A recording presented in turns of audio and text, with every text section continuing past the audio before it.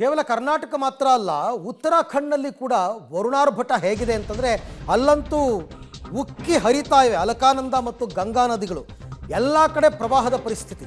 Haldwani, coat ದ್ವಾರ ಅಂತ ಇಲ್ಲೆಲ್ಲ ಕಡೆ ಪ್ರವಾಹ ಬಂದಿದೆ. ಪ್ರವಾಹಕ್ಕೆ ವಾಹನಗಳೇ ಕೊಚ್ಚಿ ಹೋಗಿದೆ. ರಾಮನಗರದಲ್ಲಿ ಭೀಕರ ಪ್ರವಾಹಕ್ಕೆ ಮನೆಯೊಂದು ಕುಸಿದು ಬಿದ್ದಿದೆ.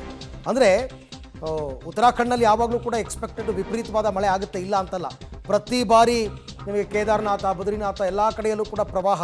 ಅದೇ ರೀತಿ ಈಗ ಅಲಕಾನಂದ ಮತ್ತು ಗಂಗಾ ನದಿಗಳು ಉಕ್ಕಿ ಹರಿತಾ ಇದೆ. ನೋಡಿ, ಇಲ್ಲಿ ಪ್ರವಾಹಕ್ಕೆ ವಾಹನಗಳು ಕೊಚ್ಚೋಗ್ತಿದೆ. ಜನರು ಕೂಡ ನೋಡಿ ಹೆಂಗೆ ಎಳಿತಾ ಇದೆ. ನೋಡಿ, ಇಲ್ಲಿ ಪ್ರವಾಹದ ಪರಿಸ್ಥಿತಿ. ವಾಹನಗಳು ಹೋದ್ರೂ ಪರವಾಗಿಲ್ಲ, ಮೊದಲು ಜೀವ ಉಳಿಸ್ಕೋಬೇಕಷ್ಟೇ. ಅಲ್ಲಿ ರಾಮನಗರ ಅಂತ, ಇಲ್ಲಿ ರಾಮನಗರ ಅಲ್ಲ, ಅಲ್ಲಿರ್ತಕ್ಕಂಥ ರಾಮನಗರ, ಅಲ್ಲೂ ಕೂಡ ಭೀಕರ ಪ್ರವಾಹ. ಅಲ್ಲೊಂದು ಸೇತುವೆನೇ ಕುಸಿದೋಗಿದೆ.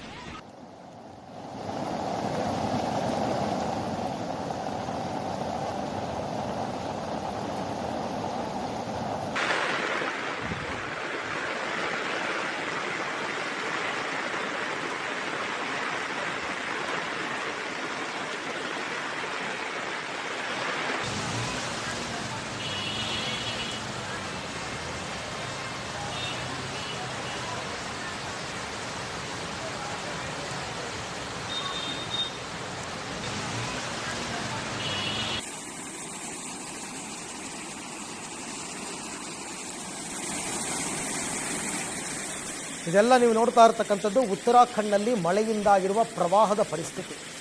ಆ ಭಾಗದಲ್ಲಿ ಬರುವಂತಹ ಅಲಕಾನಂದ, ಗಂಗಾ ನದಿಗಳಂತೂ ಮೈದುಂಬಿ ಹರಿದು ಈಗ ಪ್ರವಾಹ ಕೂಡ ಶುರುವಾಗೋಗಿದೆ.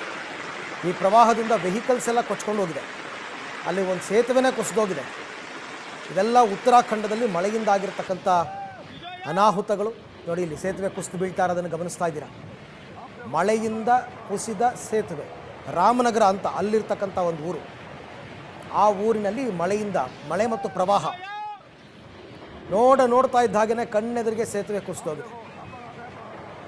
ಪ್ರಕೃತಿಯ ಮುಂದೆ ಮನುಷ್ಯ ಏನೂ ಅಲ್ಲ ಅಂತಕ್ಕಂಥದ್ದನ್ನು ಪದೇ ಪದೇ ಪದೇ ಪದೇ ಸಾರಿ ಹೇಳ್ತಾ ಇದೆ ಪ್ರಕೃತಿ. ಆದರೂ ಅದನ್ನು ಹಾಳುಗೆಡುವುದನ್ನು ಮಾತ್ರ ಮನುಷ್ಯ ಬಿಡಲ್ಲ.